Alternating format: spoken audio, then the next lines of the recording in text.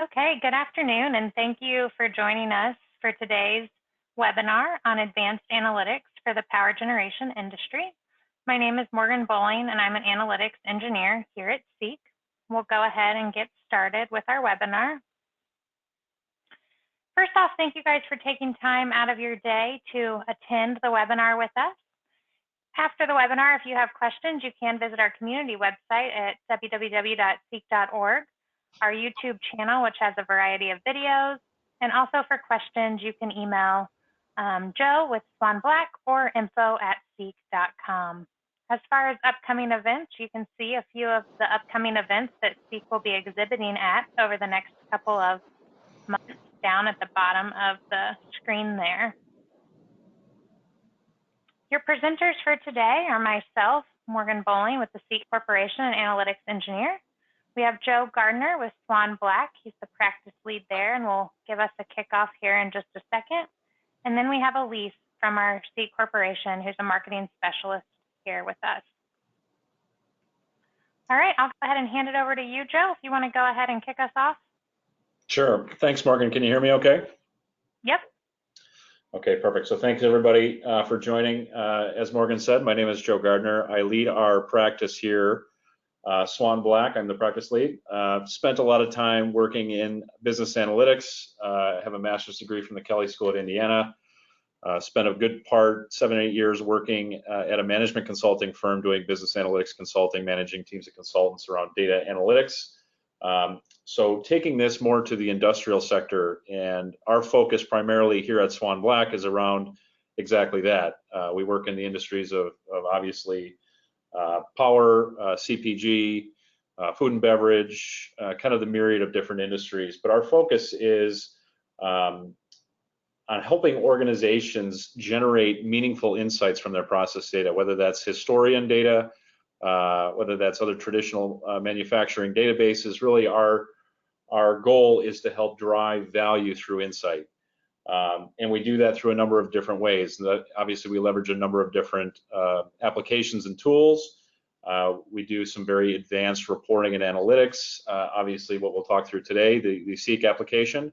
And then we provide consulting services. So I don't want to spend a lot of time on myself, but we are the implementation partner for Seek, and have a lot of experience in what we'll be talking today about power generation, renewables, things of that nature. So with that, thank you, Morgan, for the intro, and I'll kick it back to you. All right, perfect. So as we go through the webinar, we will take a break in the middle for questions. I believe you can submit questions in the chat window of your screen, and we'll also take some questions at the end of the session as well. Thanks for that overview, Joe. We're really excited to be here with Swan Black. Excited to team up as partners and talk about advanced analytics for the power generation industry. So with that, I'm going to go ahead and move into some content for today. So before we hop into the Seek application and the use cases that we're going to review this afternoon, I just wanted to start and talk about some of the common challenges that we face when we're dealing with time series data and process manufacturing industries. So when we're working with our customers, what we tend to find is that most of them are still using Excel to do their in-depth calculations. Excel was a finance tool that just wasn't built to manage time series data. So where that leaves the teams we work with is that they end up in a situation that we call data rich but insight poor. So they have all of the data that they could want. In fact, the amount of data available in process manufacturing settings is doubling every 2 years, but they don't get to spend their time doing analysis on the data. Where they actually spend their time is trying to pull the data and then organize it and then cleanse it. So they spend most of their time just doing those activities. So where that leaves them is that they're truly insight poor. So since most of their time is spent just manipulating data, they can't do the analytics and they can't draw the strong insights that are there in their data staring at them. As you can see on the slide, less than 0.5% of all data that is out there is ever analyzed and used. And I just like to take a second and think about that. Less than 1/100th of the data that we have is ever analyzed because it's so buried and hard to access. So that's where Seek comes into play. So what you're going to see today is when you set your analysis up in Seek, or once you cleanse your data once in Seek, you actually never have to do it again. So that will allow us in the organization to start gaining clear benefits from the tools and various activities using Seek, such as reducing maintenance costs or downtime or helping save energy costs. So with that, I'm going to go ahead and go into a brief overview of the Seek application. So currently we have two main offerings for your organizations. The first one you see here is Seek Workbench. So Seek Workbench is our application for engineers that are engaged in diagnostic, descriptive, and predictive analytics with time series data. This includes features to span the full scale of the analytics process, from connecting to your data historians to doing the actual data cleansing, visualization, modeling, and calculations. Some of the key capabilities of the Seek Workbench include Google-like search on tags names. We also support asset hierarchies to quickly find and define data for your analysis, knowledge capture and real-time collaboration to share and reuse work with colleagues and teams. You'll see our interactive journal feature today a lot when we go through the use cases. Extensive visualization tools for advanced trending, scatter plots, histograms, tree maps, and boundary management. We also integrate seamlessly with business intelligence tools or BI tools. We want you to be able to keep working with the tools that you already have and know, such as Excel, Tableau, and Spotfire, if that's what you wish to do. It's easy to use tools for many common data tasks, such as searching within patterns, doing regressions, and scatter plot visualizations. We do offer a rich scripting environment for our data scientists that allows ad hoc calculations. You can create soft sensors from signal data, and you can also access SQL data. Integration with monitoring features so that insights and analysis may be tracked against incoming data from the historian. The other application offering that we have is Seek's Organizer Topics. Organizer is Seek's application that's not only for your engineers, but it's also for your managers. So this is where we're going to assemble and distribute insights, reports, dashboards, and web page formats. These organizer topics, as we refer to them, may include text, images, scorecard items, visualizations created in Seek, other content that you've pulled in externally. Some of the key capabilities of our organizer is it allows employees across the organization to leverage insights created in Seek with a read-only view of information. Organizer is easy to use with a full rich text editor to create compelling and informative documents for distribution. What you'll find once you get into the Seek Organizer is that it's basically like editing a Google Doc. It's very flexible, and you can do a lot of different things in it. These topics may be distributed either as URLs or PDFs and include links back to the underlying data. Topic time ranges may be based off of time, so they could be based off of a day or a shift. They can be based off of a capsule, which you'll learn about, which could represent a batch or an asset state. And we can also set them to update in near real time. Updating topics is simple as they'll auto recalculate based on the time range defined when you create them. If topics are viewed in a web page, such as in a URL, the viewers can leave comments for others to read and enable collaboration. Topics can be viewed in any browser. Both Workbench and Organizer are browser-based applications, so the end users don't have to install anything on their computer. Basically, all you have to do is launch your browsers, such as Google Chrome, to go ahead and get started. So now that I've discussed the two basic offerings, I just want to spend a few seconds talking about the Seek architecture. So the Seek server is an application for which the Seek Workbench and Organizer run on. The Seek server may be run on a desktop system. It could be run on a server. Or if you want to provide additional scalability, reliability, and storage capacity, you might scale it out across multiple server nodes. It can also be deployed either on-premise or in the cloud, depending on the customer's preference. We are highly extensible with data export and data integrations with a REST API. Data export options include Excel, PowerPoint, and any OData client. So if you're using something like Tableau, Power BI, or Spotfire, you can use that here. And we do offer seamless integration with OSIsoft PyVision, which can be supported. If you want to create custom applications and templates, you can use the Seek REST API. We also offer a variety of software development kits where you can do programming in languages such as C#, Python, and MATLAB. One of the points that I just want to make sure everyone's aligned on is that no matter where your data is or how it's stored, it could be stored on-premise or in the cloud, it could be in a historian or a data lake. Seek's goal is to connect to it without duplication. Our goal is not to move your data, but to bring all of your data together in one spot for your subject matter experts to access. Seek may be able to be set up on a dedicated server, server cluster, or virtual machine in less than an hour, depending on the tag count. On-premise installations are typically on the same network as the plant or enterprise historian. Seek can also be deployed in the cloud or a mixed environment if that's what the customer prefers.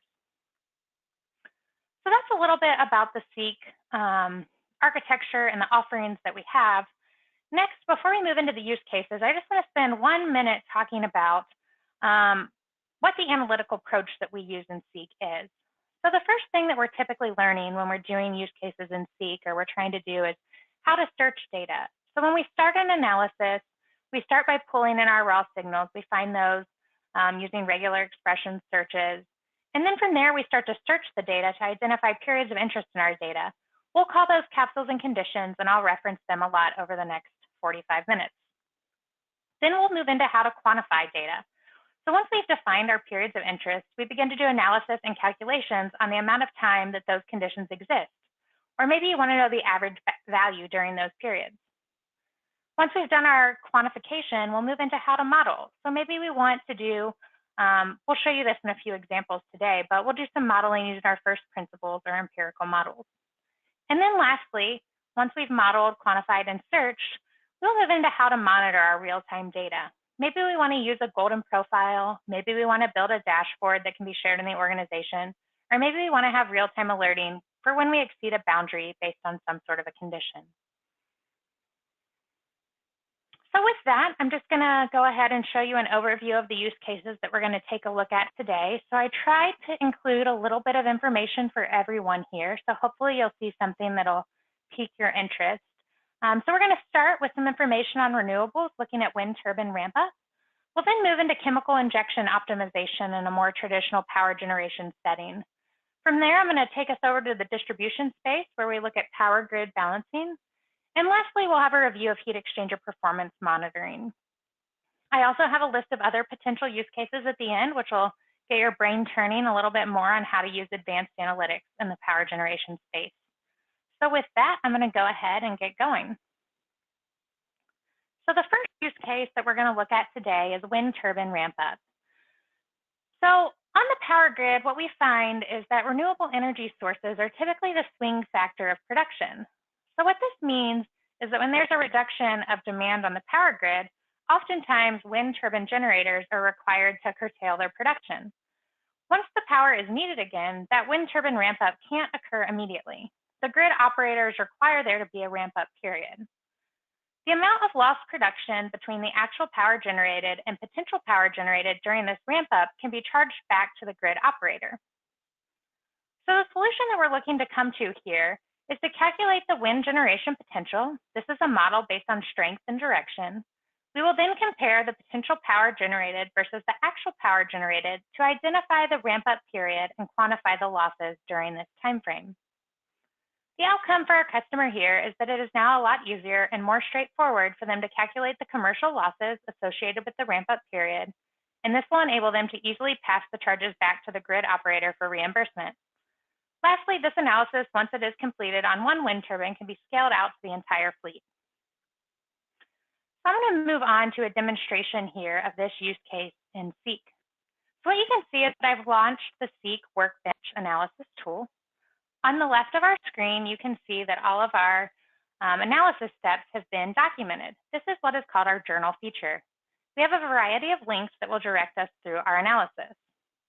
So as we mentioned on the prior page, the problem that we're looking to solve here is to quantify the difference between the actual generation and the potential generation during the ramp-up period after a curtailment. I will start by pulling in our raw signals that we need for this analysis. This includes actual power generated, potential power generated, which is a model that's based off of wind speed and direction, and also a production mode signal that will help us calculate periods of interest. Now that we have our raw signal, the next step of our analysis is to define when the production and curtailment periods are. We first do this by calculating the production mode of operation. This will be our first introduction to one of Seek's point-and-click tools called the value search. You can see here that I'm searching our production mode signal for when it is in the production state. This gives us the blue capsules at the top of our screen, which you can see defined as production mode. Now that we have production mode, we will move into the Seek formula tool in order to calculate the curtailment periods. Once we move into the formula tool, this is where the power of Seek becomes very evident to most users. Once we get into the formula tool, you will see that we have over 200 pre-built functions that allow you to do in-depth calculations. You can see them listed over here on the right, and you can see a description of the function before you apply it. So for this instance, we're going to search for the inverse function. This will help us define our curtailment period of operation. You can see that the inverse will create a condition that is the inverse of the capsules in a condition. So for this instance, we're going to take our production mode and we're going to apply the inverse function to that. We will also remove capsules that are longer than 5 days.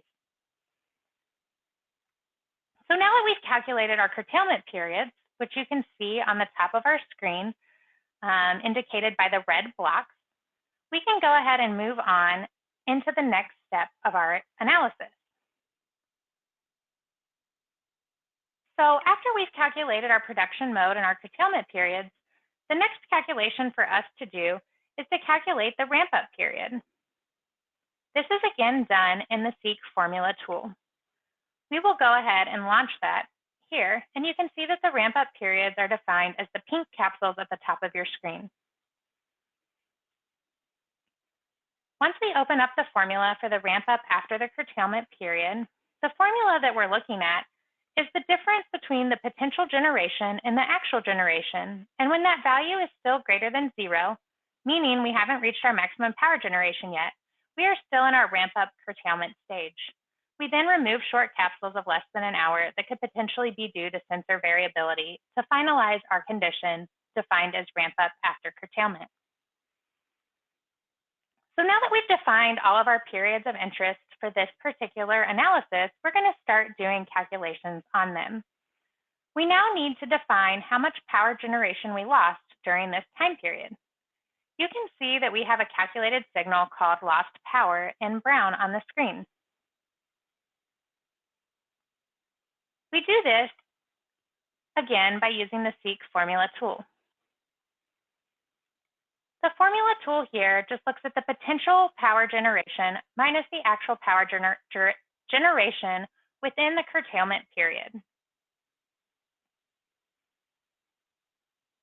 Now that we've calculated our signal for lost power, we need to go ahead and sum up these values. This is the final step in this analysis. We are going to do this calculation using another one of Seek's point-and-click tools called the Signal from Condition tool. Once we open up the Signal from Condition panel, you will see that what we are doing here is searching our lost power signal, and we're totalizing or doing the definite integral area under the curve of this signal during the ramp-up curtailment period. You can see the result of this in the blue bars at the bottom of the screen. For each ramp-up period, we have a bar representing the total amount of power that wasn't produced during this period. The final thing in this use case that I want to show you is a scorecard metric, which is really just another way to digest this information. We have built a scorecard that shows us for each week of operation the number of curtailment periods and the amount of power that the generator could have produced if it weren't for the ramp-up period. Once I launch the scorecard panel, you'll see that we are searching our curtailment periods and counting them over the weekly condition. You can see that I've optionally defined some color coding thresholds, which help make our scorecard a little bit more visually intuitive. Now that we have this information, our powered wind turbine generators are able to take this information back to the grid operator, and they can easily be reimbursed for these losses.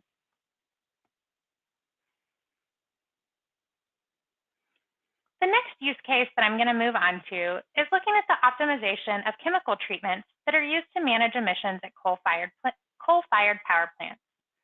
In order to reduce mercury emissions at power plants, a calcium bromide chemical injection is utilized.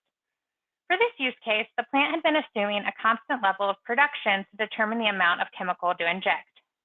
I think we all know that the reality of plant operation is that production is actually a lot more variable in operation.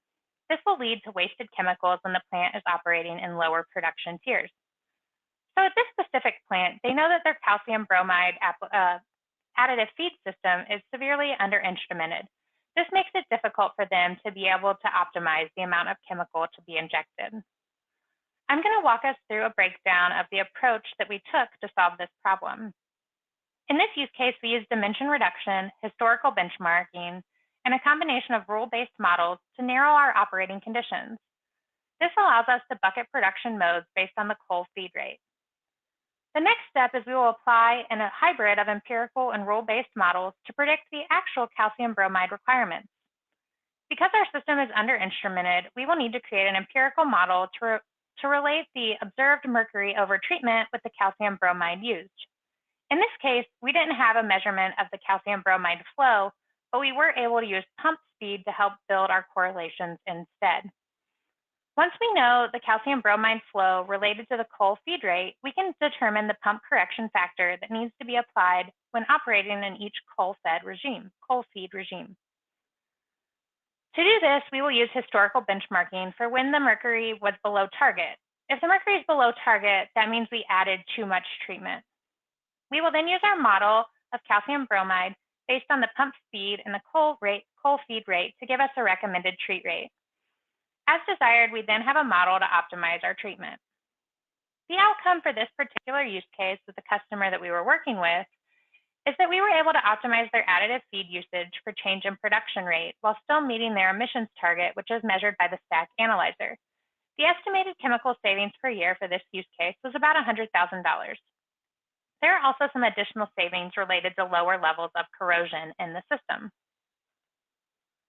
So the first step of this use case is I want to go ahead and just enlarge this picture from the prior slide to help get us all aligned on a baseline for this analysis.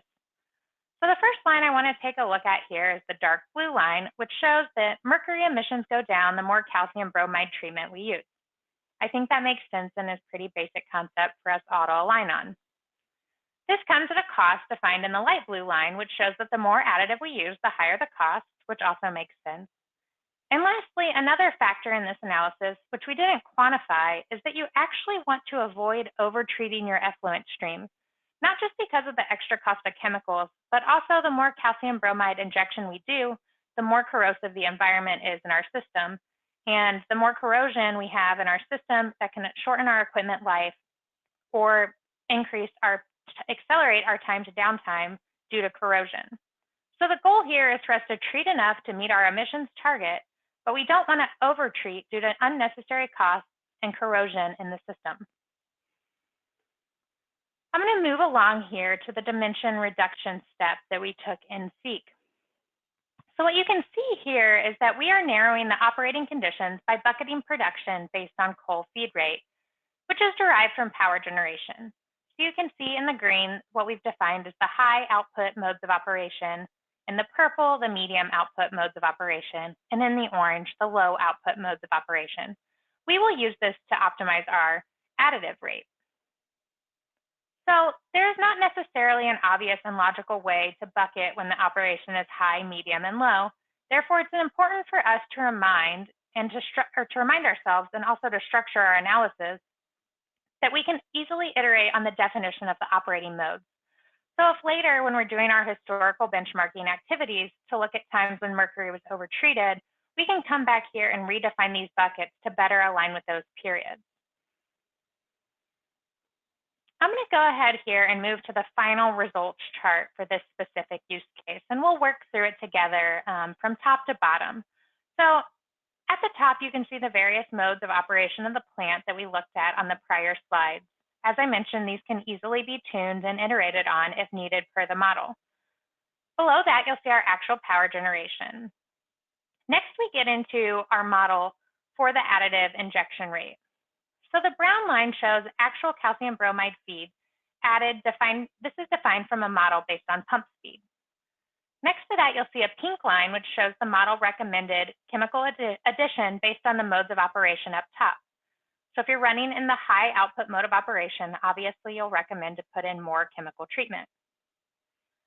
The important part here is you can see the blue periods, which are the instant chemical savings by eliminating over-treatment. These periods of savings generally appear when the plant is operating in either the medium or low output modes, as the plant has been over-treating for mercury emissions during this period.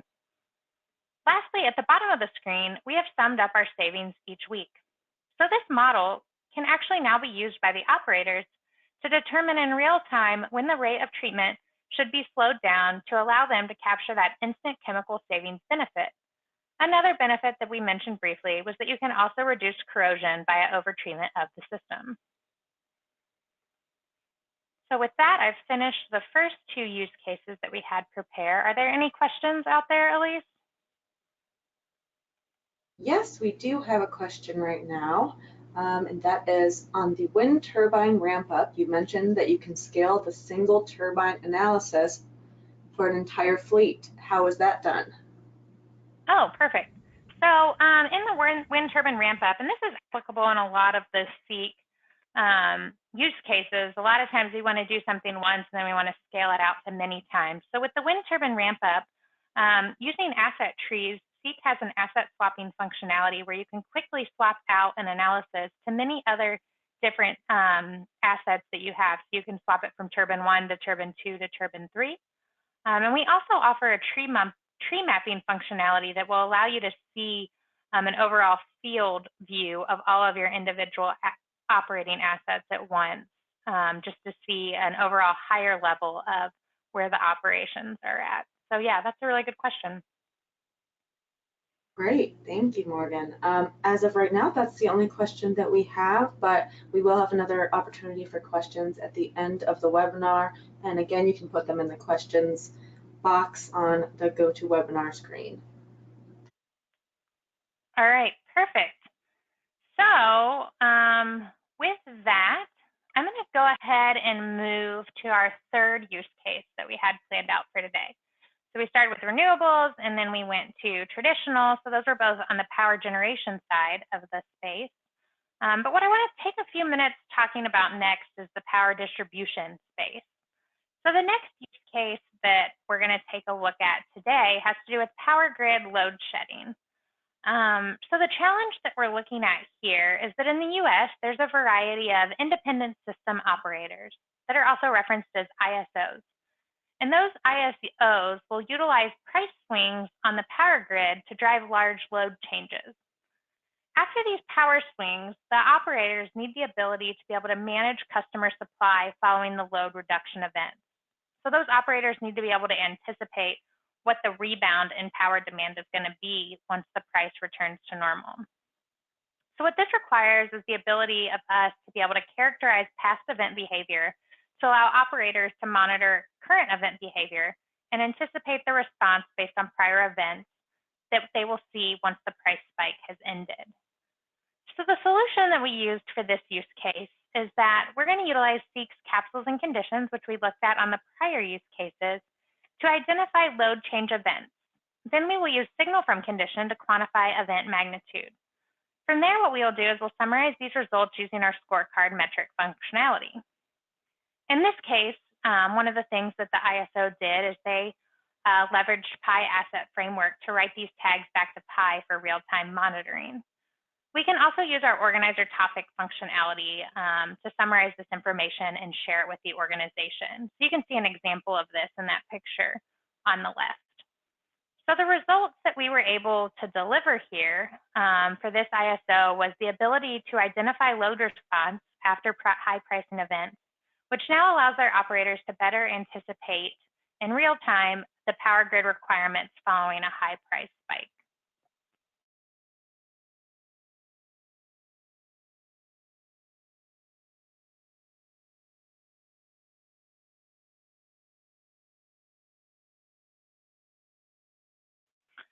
So with that, I'm going to move into SEEK out that will guide us through the steps.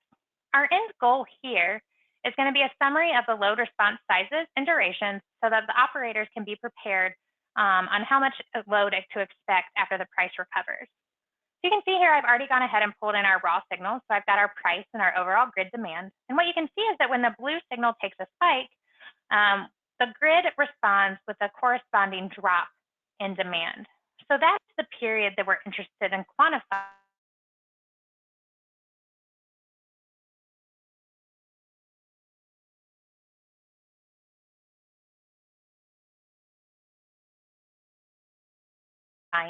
so they can project what the recovery rate is going. We do this again using the value search for when the price spikes above $250 per megawatt, and we end those capsules when it falls below $150 per megawatt.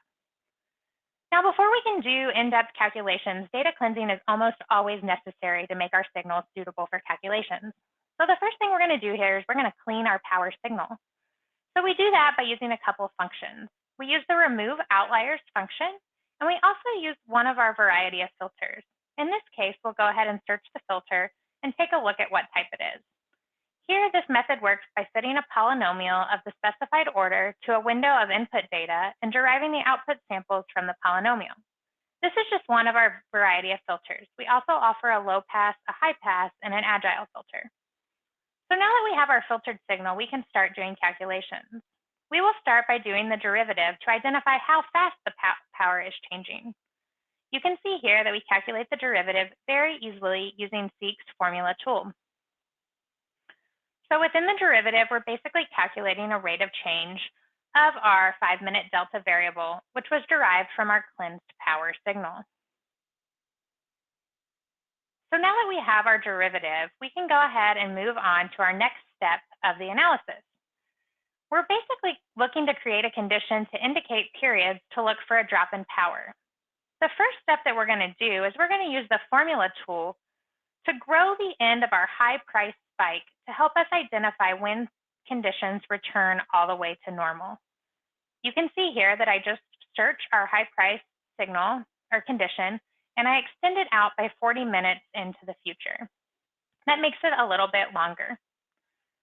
Now that we have that, we will go ahead and use our signal from condition tool to help us identify where the max rate of the derivative is, indicating the end of the high pricing event.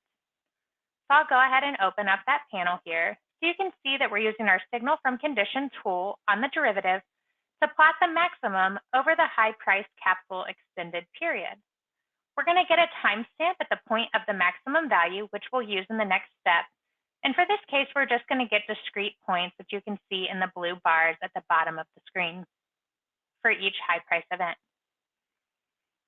So now that we know our point of maximum in terms of a sample, what we're actually going to do is we're going to turn this into a condition. So again, we're going to use Seek's formula tool, and we're going to transform the end of the high price events, those data points that we've timestamped at the maximum points, into capsules. So all we're going to do is take that signal and change it to capsules.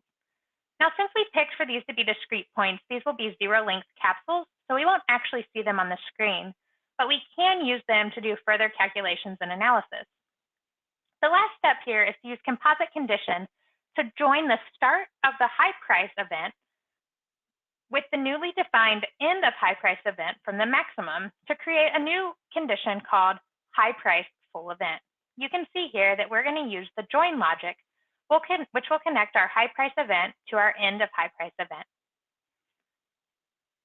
We now have in the dark red a high price full event capsule. So now that we have our whole period of interest identified, we can move on to creating a baseline signal that represents our expected load had we not had the price shift event. Once we have this expected load, we're going to want to search the data to find periods of time when the power dropped below the expected usage. We will use the formula tool to do this simple calculation. You can see that in the baseline diff calculation here, which just looks at our cleaned power signal minus the baseline approximation. Now that we have our baseline difference, we will move on to the next step here. We will use the value search tool to identify when that baseline delta goes negative. So we search our baseline difference signal there for when values are less than 0.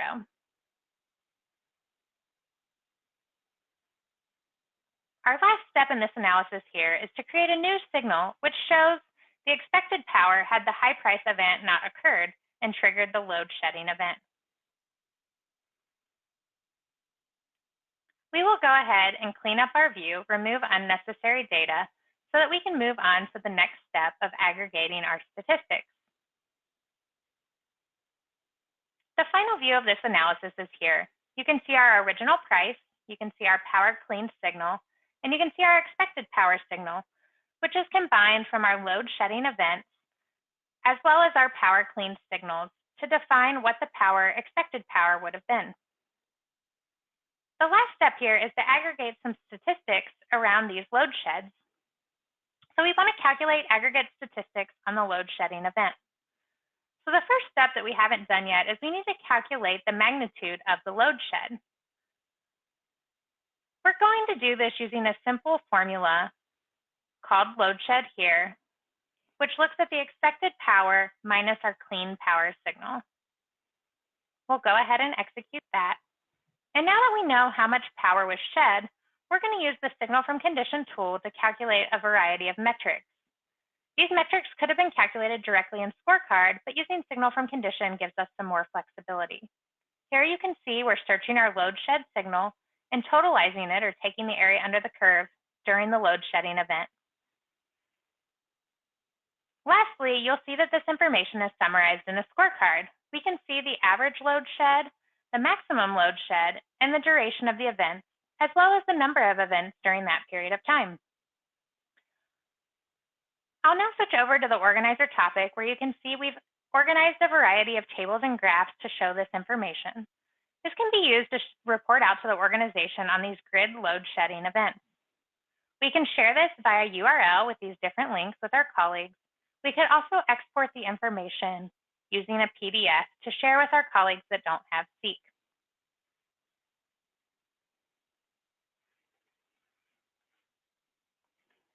With that, I'm going to go ahead and move into our final use case of the day. So this goes back into the more traditional predictive analytics for maintenance in a power generation setting. So this could potentially be on, say, your condenser that you have in the power generation process.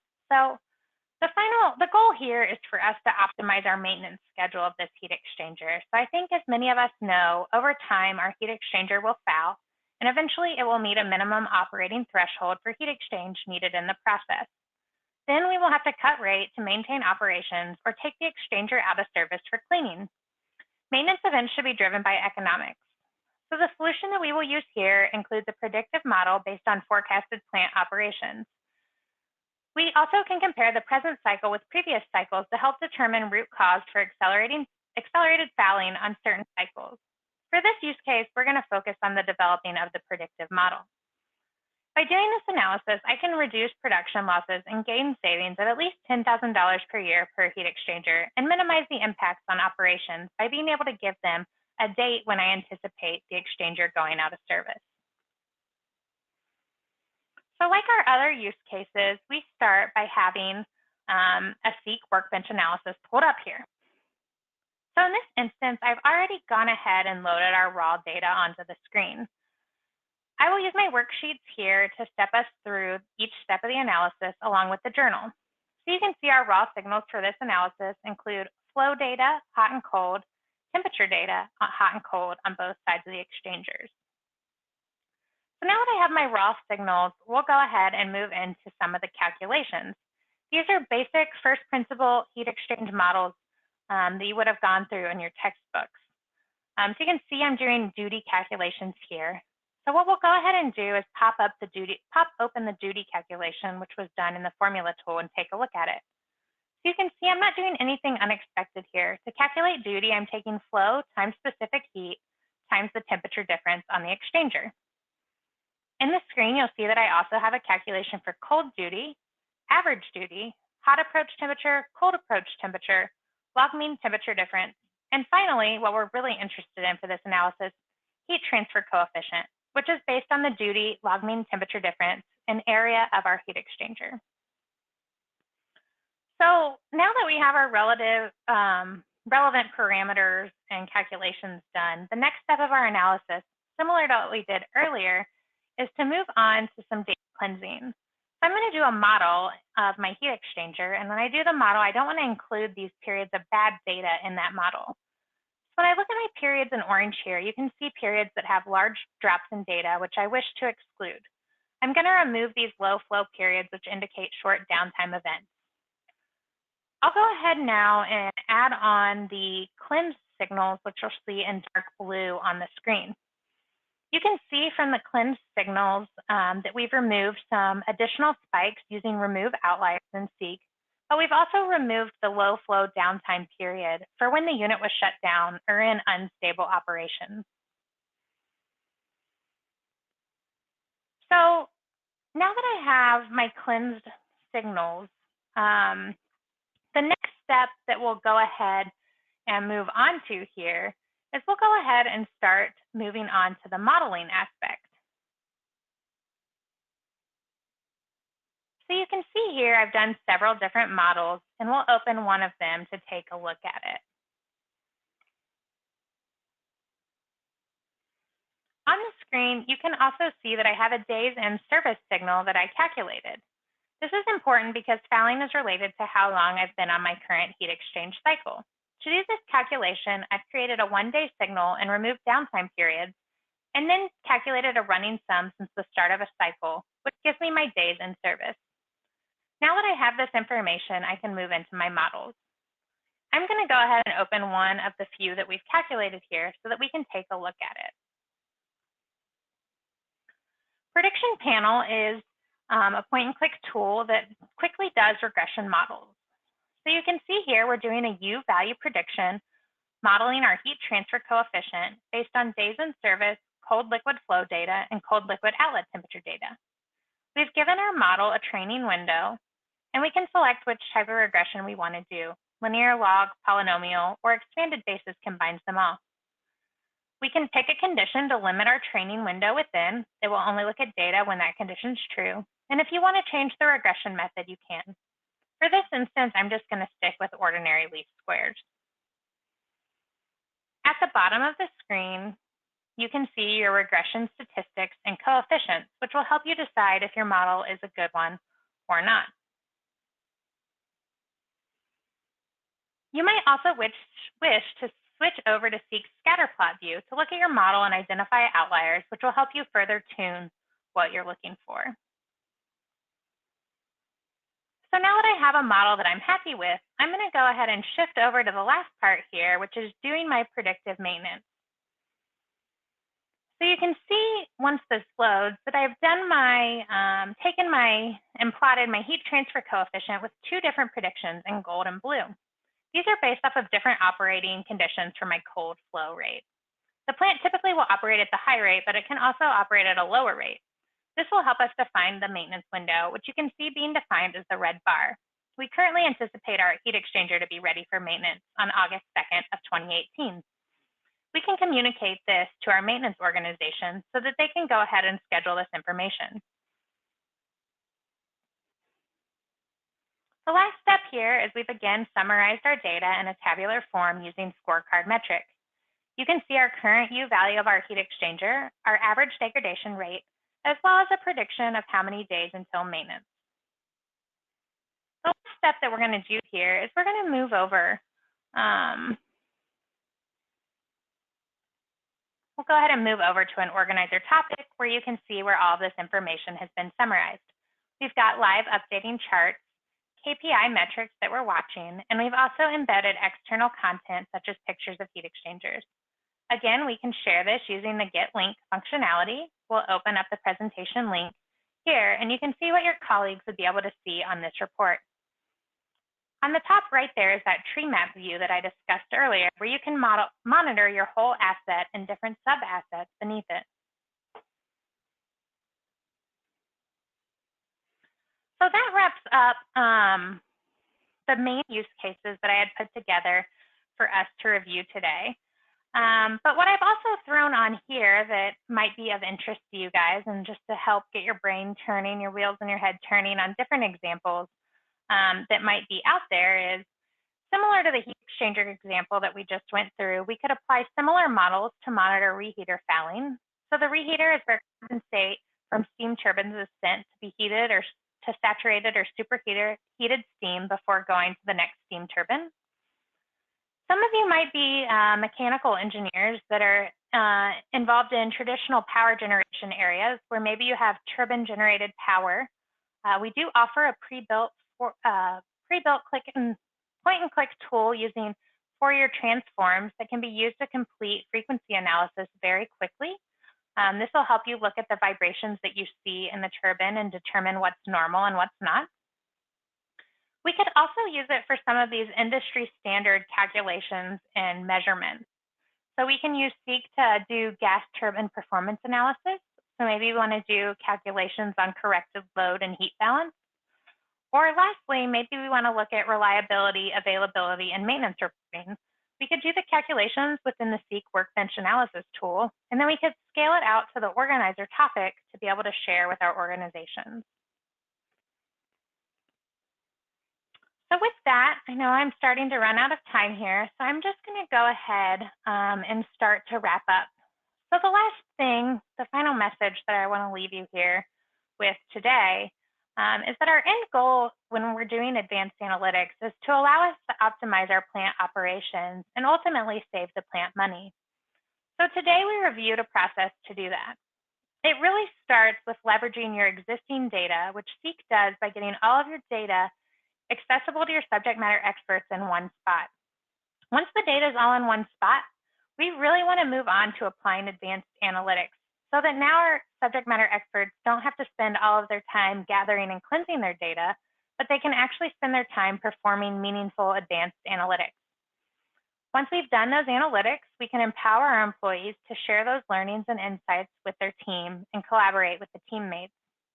At the end of the workflow, and here it shows it in a straight line, but we really view it as an iterative, ongoing, continuous improvement process. Once that information's been shared with the organization can use it to make plant decisions and optimize our operations across the plant. So really our goal here is to help you transition from reactive analytics, which is responding to an event and then making moves, to predictive analytics, where you know when an event's going to happen and you can stop it before it happens, to prescriptive analytics. And our end goal here is really what we call profitability analytics, where we start making our plants more optimized and making more money. So with that, I think that's the end of my prepared content that we put together. Elise, do you want to open the floor for questions?